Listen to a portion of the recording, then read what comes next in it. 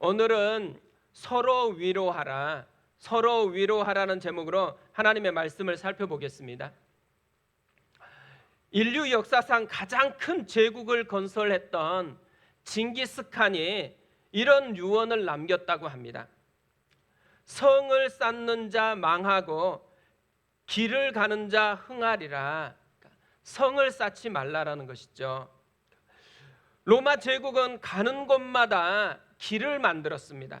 그래서 모든 길은 로마로 통한다라는 말이 나오게 됐죠. 반면에 중국의 진시황은 만리장성을 쌓았습니다.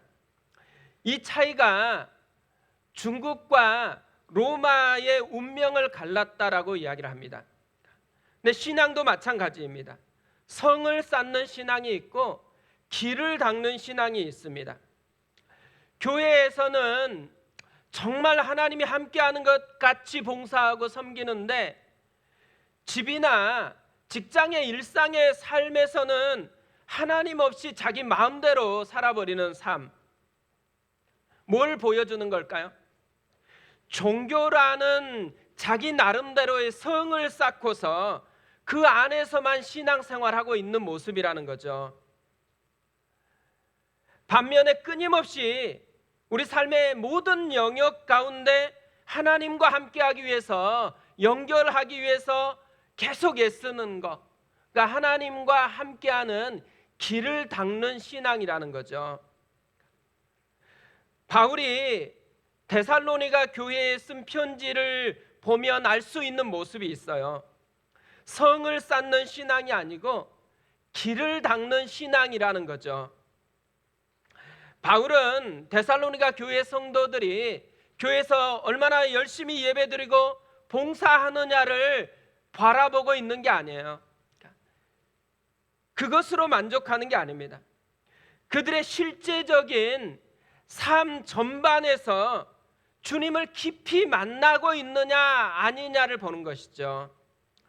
삶의 모든 영역에서 하나님을 기쁘시게 하기를 원하는 거예요.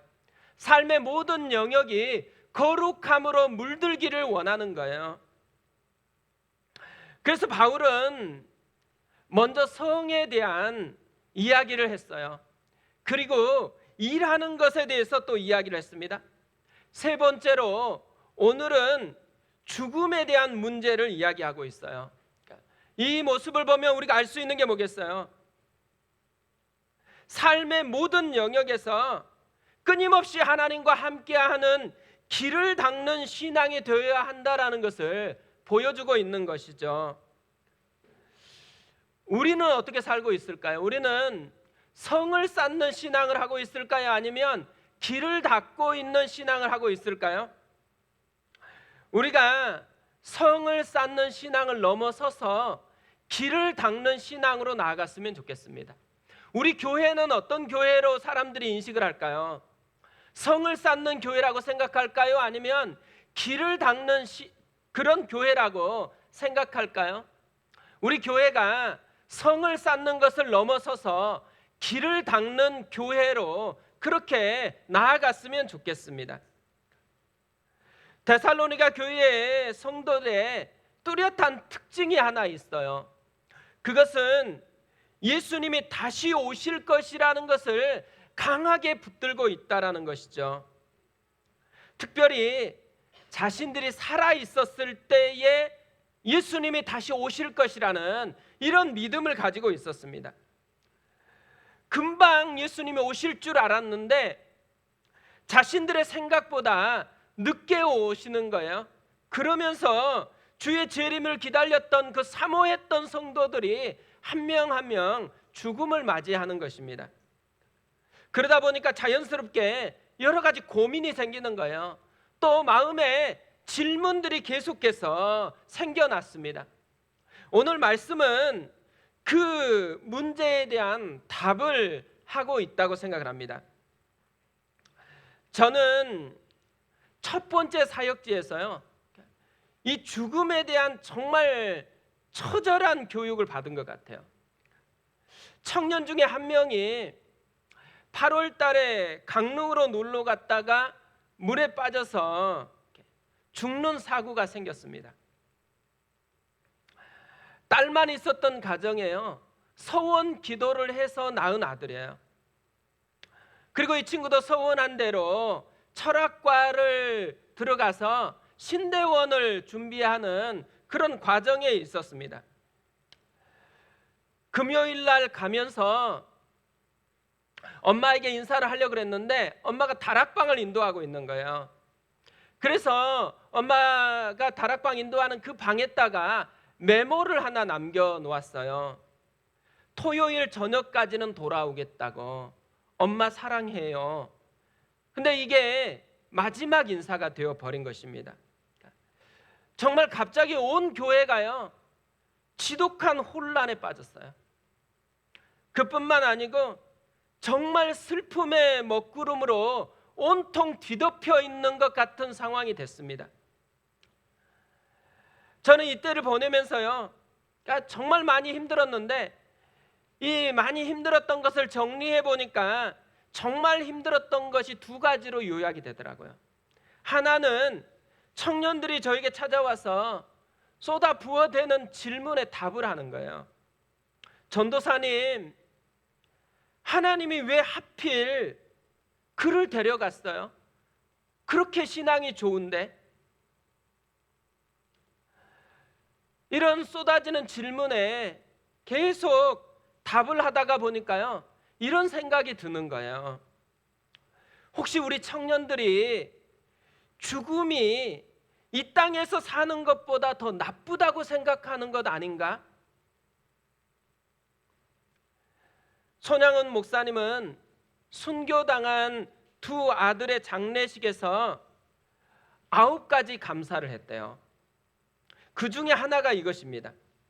6째, 미국 유학 가려고 준비하던 내 아들, 미국보다 더 좋은 천국에 갔으니 내 마음이 안심되어 하나님 감사합니다.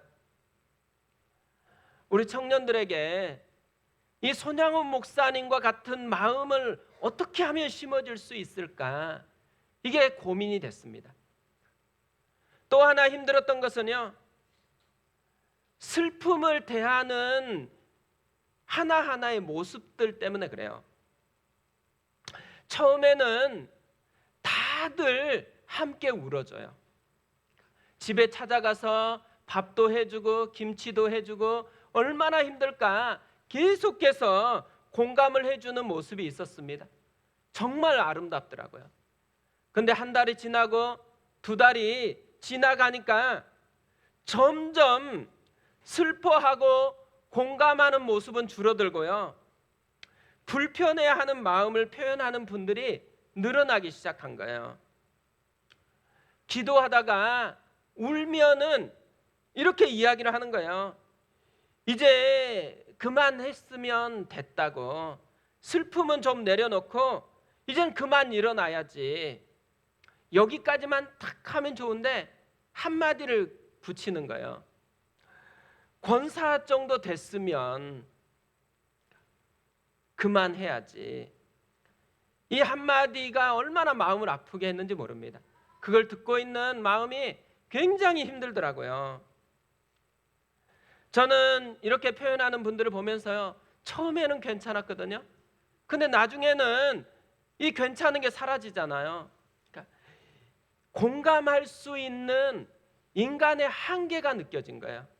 아무리 뛰어난 사람이어도 공감할 수 있는 데는 한계가 있는 거구나, 이게 느껴지니까 마음이 굉장히 힘들더라고요. 데살로니가 교회 성도들도요, 저와 같은 경험을 한 것 같아요. 두 가지 저와 같은 고민을 하고 있는 게 보여집니다. 첫 번째로는요, 슬퍼하는 것에 대한 고민이에요. 13절에 이렇게 되어 있습니다. 형제들아, 자는 자들에 관하여는 너희가 알지 못함을 우리가 원하지 아니하노니 이는 소망 없는 다른 이와 같이 슬퍼하지 않게 하려 함이라. 얼핏 보면 그리스도인들은 슬퍼하지 말아야 된다, 이런 뉘앙스로 들려요. 하지만 이것은 슬퍼하지 말라는 얘기가 아니에요. 오히려 슬퍼해라는 거예요.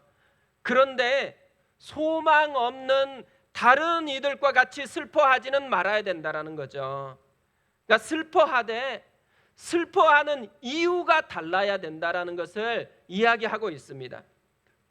왜 슬퍼하되 안 믿는 사람하고 이유가 달라야 될까요? 우리에게는 세상이 없는 소망이 있기 때문이라는 거예요. 예수님도요, 나사로의 죽음 앞에서 슬피 우셨어요. 그런데 우는 이유가 다른 사람과 달랐습니다. 우리가 누군가 슬픔을 당하고 누군가 힘겨움을 겪고 있다, 특히 장례식장에서는요, 함께 울어줘야 돼요. 그런데 울 때에 우리가 우는 것과 세상의 사람들이 우는 데는 이유가 달라야 한다라는 것이죠. 교회는 함께 울고 함께 웃는 공동체잖아요. 근데 제가 교회에서 이렇게 지내왔잖아요. 근데 처음에는 이게 잘 돼요. 처음에는 함께 우는 게 잘 돼요. 정말 힘들다 그러면 공감하고 기도해 주는 것도 굉장히 잘 됩니다. 하지만 시간이 점점 지나가면, 같은 문제로 계속해서 씨름하고 있는데 시간이 점점 지나가면 어때요? 슬퍼하고 공감하는 것은 줄어들고요, 자꾸만 불편해하는 것들이 생겨나는 것들을 어쩔 수 없게 보게 되는 것 같아요.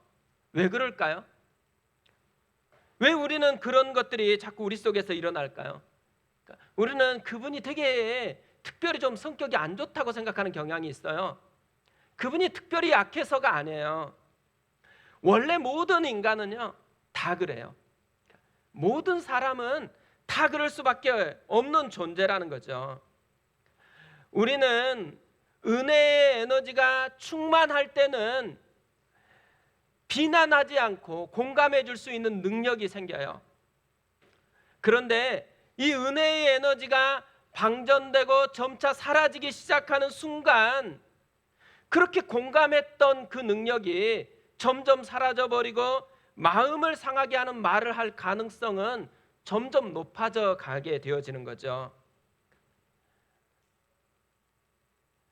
결국엔요, 내가 공감을 잘해주고 상처 주는 말은 잘하지 않는다, 이 말은 뭘 의미하는 거예요?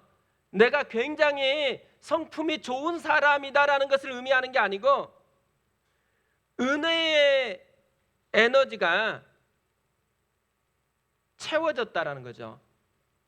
반면에요, 내가 공감하지는 않고 상처 주는 말을 너무너무 쉽게 잘하고 있다, 이 말은 뭘 의미해요?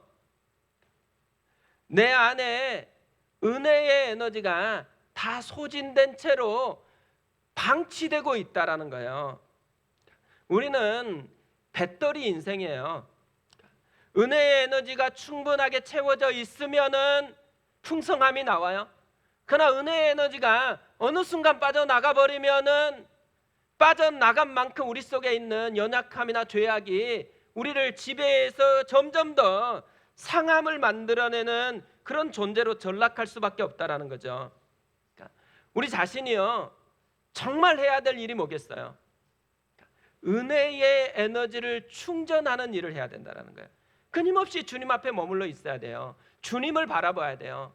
주님이 공급하시는 힘을 내 것으로 만들지 않고서는 우리는 살 수 없는, 우리에게 선한 것이 나오지 않는 그런 존재라는 것이죠. 또 하나 바울이 이야기하는 것을 보면요, 이들 속에 있었던 고민이 뭐냐면 죽음이라는 게 뭐냐에 대한, 그러니까 죽음의 가치가 뭔지에 대한 고민을 하고 있는 것을 봐요. 15절에 이렇게 되어 있습니다. 우리가 주의 말씀으로 너희에게 이것을 말하노니 주께서 강림하실 때까지 우리 살아남아 있는 자도 자는 자보다 결코 앞서지 못하리라. 재림을 기다리다가 죽은 이들을 보니까요, 자연스럽게 마음에 질문들이 생기잖아요. 고민이 생기잖아요. 예수 재림을 기다리다가 보지 못하고 죽었던 이 사람들은 어떻게 되는 것일까? 이런 고민이 생기는 거죠. 혹시 이렇게 예수 재림을 기다리다가 죽으면 예수 생명의 구원에서 멀어지는 것 아닐까? 혹시 먼저 죽은 사람들은 살아서 예수님의 재림을 경험하는 사람들보다는 유익을 덜 받는 게 아닐까? 이런 두려움이 데살로니가 교회 성도들에게 있었다라는 거예요. 결국 성도에게 죽음이라는 게 뭔지를 바르게 알려줘야 되는 거죠. 죽음을 대하는 세상과 기독교의 차이가 무엇인지를 정리해 줘야 되는 필요성이 있었다라는 거예요. 성경에서 죽음이라는 말이 나오면요, 분리라는 말로 접근을 합니다. 육체적인 죽음은 영과 몸이 분리되었다라는 말이에요. 영적으로 죽었다. 생명이신 하나님과 우리가 분리된 삶을 살아가고 있다라는 것이죠.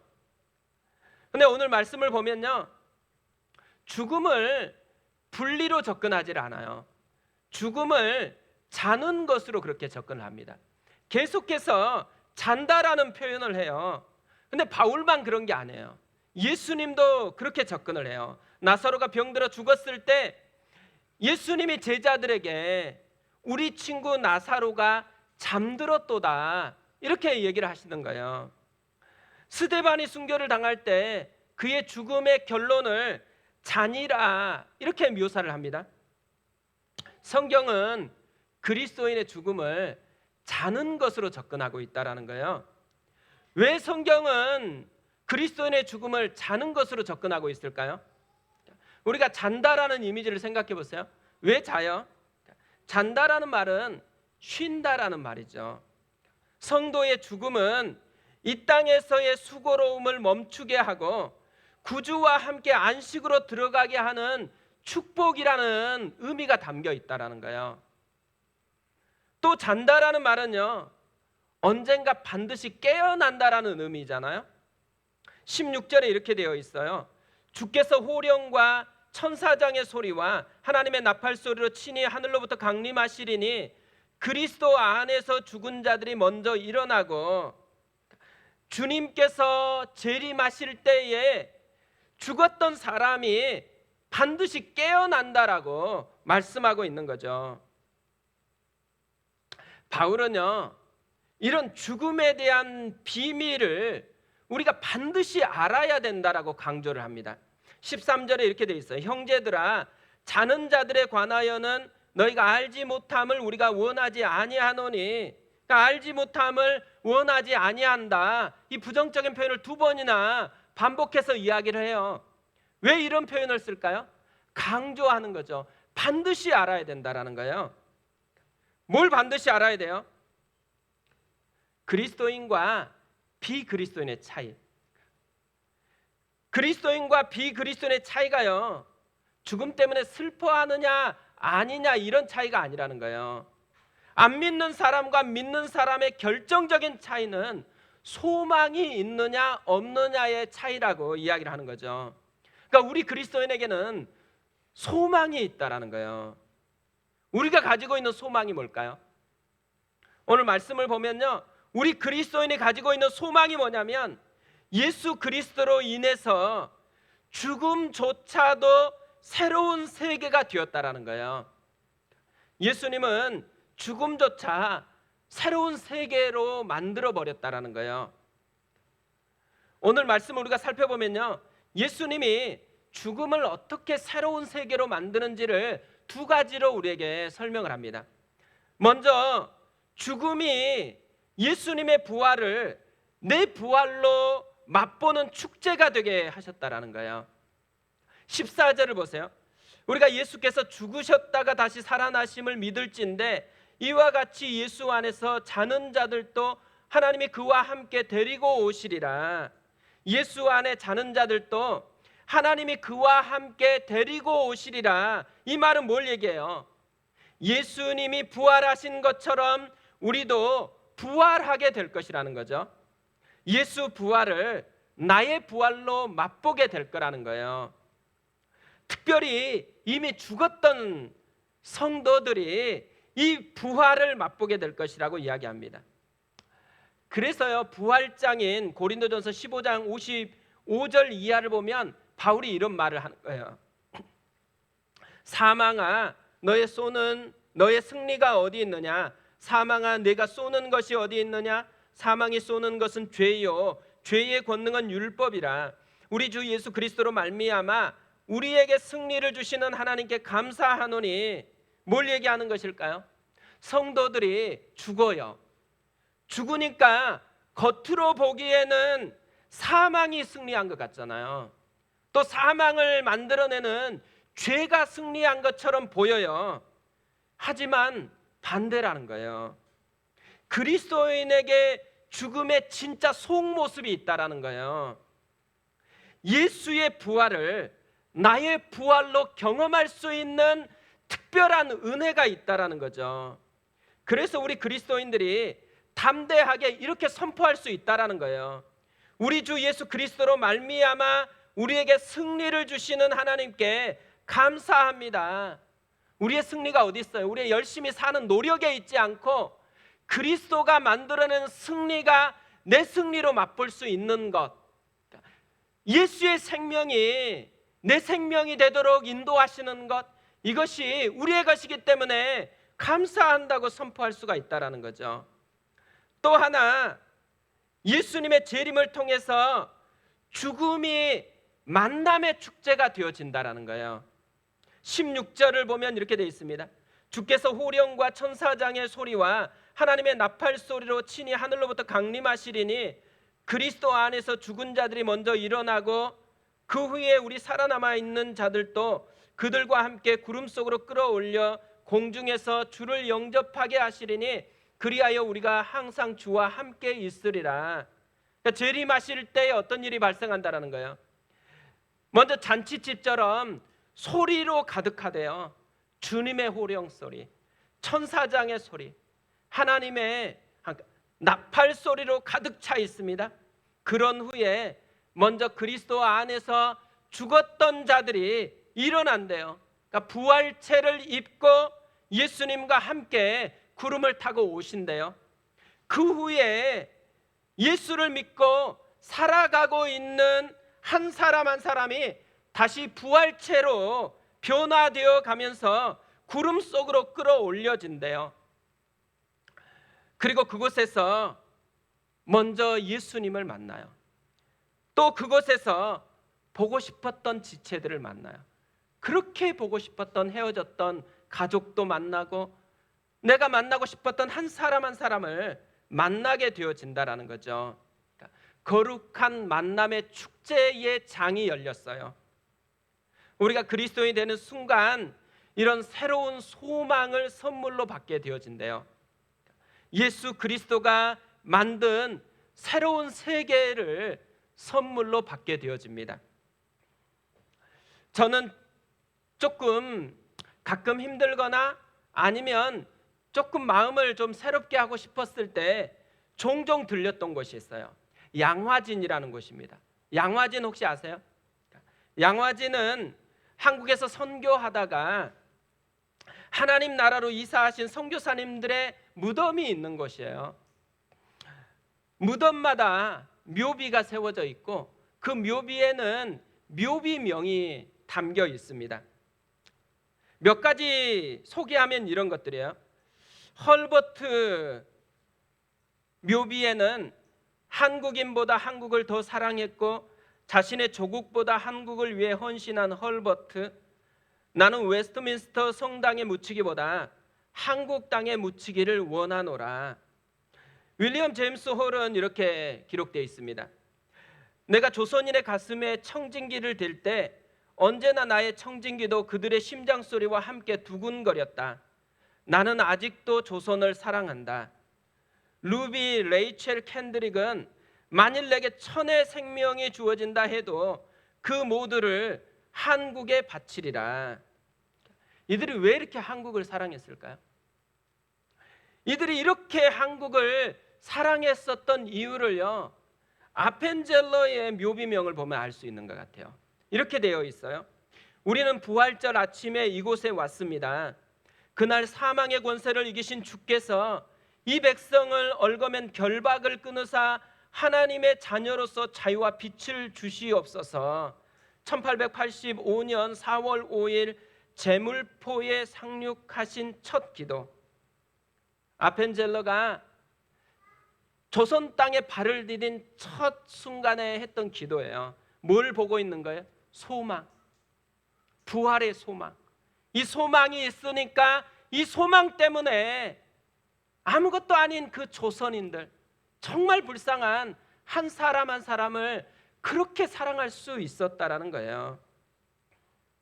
저는 이 양화진을 둘러보다가요, 사실 무덤만 봤고 묘비명밖에 안 봤어요. 묘비에 기록된 그 하나하나밖에는 그리고 특별히 볼 게 또 없어요.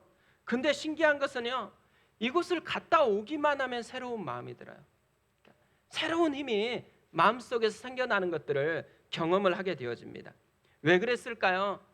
그러니까 제가 왜 그랬을까 생각해 보니까요, 소망을 일깨워 주시는 거더라고요. 내가 품고 있는, 내가 붙들 주님이 주신 소망이 내 안에 있다라는 것을 다시 깨닫게 되어지니까 소망이 만든 힘이 나를 자유케 하는 것을 보았습니다. 또 재림이 되어진다고 생각했어요. 예수님이 오신다, 그러면 이분들을 꼭 만나보고 싶어요. 그뿐 아니죠. 저에게 많은 사랑을 주었던, 지금은 소천하신 김중곤 목사님, 또 옥하는 목사님, 정말 보고 싶은 분들이 많아요. 그분들을 다 만날 수 있다라는 거죠. 재림의 날이 된다라는 것은요, 얼마나 좋은 날인지 몰라요. 우리가 보고 싶은 한 분 한 분들을 마음껏 만날 수 있는 날인 거죠. 저는 무엇보다도요, 오늘 말씀에 나오는 이 표현이 굉장히 좋더라고요. 그리하여 우리가 항상 주와 함께 있으리라. 그러니까 마음껏 예수님과 대화할 수 있어요. 마음껏 예수님과 교제할 수 있는 그날이 오고 있다라는 거죠. 소망에는요, 엄청난 능력이 숨어 있다라는 거예요. 소망의 능력이 뭐냐? 지금 우리가 살아가는 현재를 새롭게 볼 수 있는 능력이 소망에 숨겨져 있습니다. 18절에 보세요. 그러므로 이러한 말로 서로 위로하라. 소망의 결론이 뭐예요? 서로 위로하라입니다. 왜 서로 위로하라고 그렇게 이야기를 할까요? 우리에게 있는 소망이 우리가 살아가는 현재를 새롭게 볼 수 있는 그런 눈을 제공하기 때문이라는 거죠. 사실 많은 믿음의 선배들이요, 이 능력을 실제로 경험하며 살았습니다. 손양원 목사님, 일제강점기에 그렇게 많은 핍박을 받으면서 살아가셨거든요. 그런데 이분이 지었던 찬양이 있어요. 제목이 주님 고대가입니다.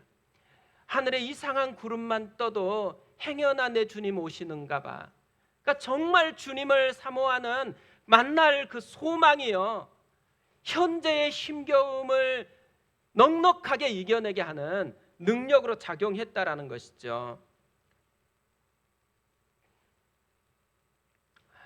저는 목회를 하다 보니까요, 정말 많이 접하는 게 죽음이에요. 죽음. 장례식장을 굉장히 많이 다녔죠. 장례식장에서 예배를 인도하면요, 장례식은 갑자기 찾아오잖아요. 근데 보편적으로 한 장례식에서 3번은 설교를 하게 돼 있어요. 근데 이 설교를 준비하고 또 설교를 나누다가요, 놀라운 것 한 가지를 발견했어요. 두 세계가 함께 존재하더라고요. 장례식장에. 땅에서는 사랑하는 이를 떠나보낸 슬픔의 세계가 있어요. 근데 하늘에서는 사랑하는 이를 맞이하는 천국 잔치가 열려지는 세계가 있어요. 예배를 통해서 해야 되는 게 뭐냐면, 하늘의 창을 열어가지고 하늘의 세계가 있다라는 것을 보여주는 것이 예배에서 목회자가 해야 되는 일이더라고요.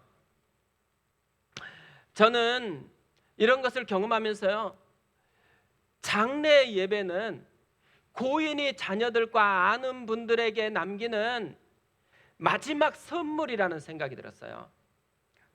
우리가 이 땅을 살아갈 때 얼마나 이 땅만 있는 것 같아서 아둥바둥해요. 근데 장래 예배를 통해서 뭐예요? 하늘의 세계가 있다라는 것을 알려주는 거죠. 하늘의 창을 열어주고 하나님의 세계가 있다라는 것을 다시 보여주고 있는 것이죠. 그래서 우리의 힘으로 사는 것이 우리의 끝이 아니고 하나님의 능력을 내 것으로 경험하면서 살 수 있다라는 것을 계속해서 알려주는 것입니다. 오늘 말씀을 준비할 때요, 계속 생각났던 찬양이 하나 있습니다. 하늘 소망이라는 찬양이에요. 가사가 이렇습니다. 나 지금은 비록 땅을 벗하며 살지라도 내 영혼 저 하늘을 디디며 사네. 내 주님 계신 눈물 없는 곳 저 하늘에 숨겨둔 내 소망 있네. 보고픈 얼굴들 그리운 이름들 많이 생각나. 때론 가슴 터지도록 기다려지는 곳 내 아버지 넓은 품 날 맞으시는 저 하늘에 쌓아둔 내 소망 있네. 주님 그 나라에 이를 때까지 순례의 걸음 멈추지 않으며 어떤 시련이 와도 나 두렵지 않네. 주와 함께 걷는 이 길에. 현재를 살아가는데요, 소망이 있다라는 거예요. 소망을 붙드는 순간에 어떤 시련이 와도 두렵지 않다라는 거예요.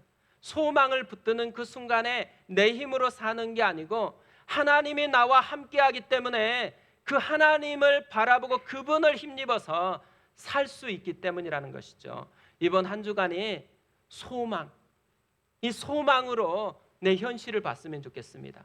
소망으로 하나님을 붙들었으면 좋겠습니다. 그것이 나의 힘이 되어졌으면 좋겠습니다. 우리 그 마음으로 방금 읽어드렸던 찬양입니다.